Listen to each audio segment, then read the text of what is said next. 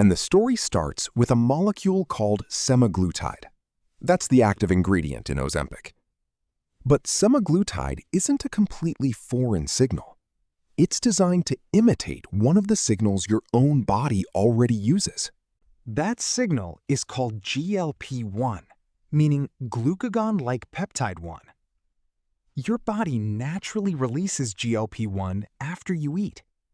It helps your body deal with incoming food by influencing blood sugar, digestion, and the signals that help regulate appetite. Once semaglutide is in your bloodstream, it can travel throughout the body. And it doesn't act in just one place. One important target is the pancreas. When blood sugar is elevated, GLP-1 receptor signaling helps the pancreas release insulin and reduces glucagon. In simple terms, it helps the body respond appropriately to the rise in blood sugar that happens after eating. But that's only one part of the story. Semaglutide also affects the digestive system.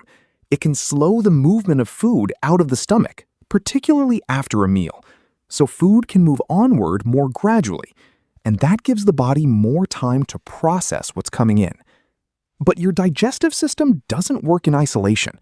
Your gut is constantly sending information to your brain. It can communicate through hormones, signals carried in the blood, and nerves connecting the digestive system with the brain. One of the most important of those nerves is the vagus nerve. And now, we're getting closer to the part of the story that explains why this drug can change the way hunger feels. Some regions of the brain can detect signals coming from the bloodstream. One of them is the area postrema, a small region near the brainstem. This is where the molecule's effects begin to connect with the nervous system. Semaglutide can activate GLP-1 receptors on certain cells. Think of the receptor as a molecular receiver. When semaglutide activates it, the cell doesn't just sit there. It starts changing its internal signals. Inside the cell, one important messenger is called CAMP, meaning cyclic adenosine monophosphate. Other signaling pathways can also change calcium levels inside the cell. The important point is this. The molecule has changed what the cell is doing. And when enough of these cells change their activity, the effect can move beyond a single cell. Neurons communicate with other neurons.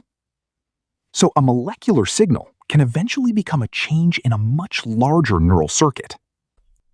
One of the most important regions here is the hypothalamus. It's a small part of the brain, but it plays a huge role in keeping the body's energy balance under control. It helps the brain interpret signals about whether the body needs more food or has had enough. And this is important because hunger doesn't come from one little button inside your brain. It's a conversation between many different neurons and signals. Some circuits push you toward eating. Others help signal that you've had enough. GLP-1 signaling can influence that balance. One group of neurons involved in promoting hunger is called AGRP neurons, meaning agouti-related peptide or protein. When these neurons become active, they can strongly encourage feeding. So they're part of the machinery that helps create the biological drive to eat. GLP-1 signaling can influence these appetite circuits. The result isn't as simple as switching hunger completely off. It's more like changing the balance of signals that normally push you toward food. And that distinction matters, because when those signals become less dominant, the pressure to keep eating can become weaker. You may still enjoy food. You may still feel hungry at times, but the constant drive to eat can feel different. And that's one reason the experience can be so noticeable. The drug isn't changing the food sitting in front of you. It's changing some of the signals your brain uses to decide how strongly that food matters right now.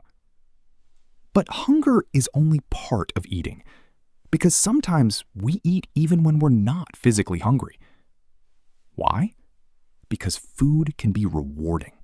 Your brain has reward circuits that help determine how motivating and enjoyable different experiences feel.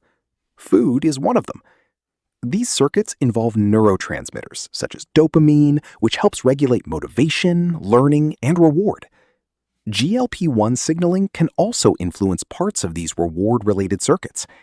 And that may help explain why some people notice that certain foods don't seem quite as compelling while taking a GLP-1 drug. But there's an important scientific detail here. It would be wrong to say that Ozempic simply turns dopamine off. That's not what happens. The brain's reward system is much more complicated than that. Scientists are still working out exactly how GLP-1 signaling changes food motivation and reward in humans. So it's better to think about the brain as a network. Hunger is one part, feeling full is another, and the rewarding side of eating is another. These systems overlap, communicate with each other, and respond to signals coming from the rest of the body. The stomach is one source of that information. When food down in the intestine, things get even more interesting. The intestinal lining is constantly sensing what's arriving from your meal. Specialized cells respond to nutrients and release signals that help the body coordinate what happens next. Some of this information can travel through the vagus nerve toward the brainstem. So information is moving in both directions. The brain is influencing the gut, and the gut is sending information back to the brain. At the same time, the bloodstream is carrying metabolic information. Blood sugar is changing. Hormones are changing. Nutrients are changing. And the brain is integrating all of these signals. So when you take semaglutide, you're not simply affecting your stomach. You're influencing a communication system involving the gut, the pancreas, the bloodstream, and several regions of the brain. That's why the effect can feel much bigger than simply feeling full. And this brings us to one of the biggest misconceptions about Ozempic. It isn't simply telling your fat cells to burn fat. That's not the whole story. A major reason people lose weight on semaglutide is that they often eat less. When appetite and food intake decrease, the amount of energy coming into the body changes. Over time, that affects the body's energy balance. So, semaglutide isn't giving your body a completely new biological language. It's more like taking a signal your body already understands and making that signal last much longer. So, what does Ozempic actually do to your brain? It doesn't simply switch hunger off. Instead, semaglutide acts on GLP-1 receptors and influences a network of signals connecting the gut, brain, and metabolism. And those signals can change how strongly you feel hunger, how full you feel, and how motivating food seems. So the really interesting part isn't just that you may eat less, it's why your brain may become less driven to eat. A tiny molecular signal can eventually change something as human as your appetite. And that's the science happening inside you.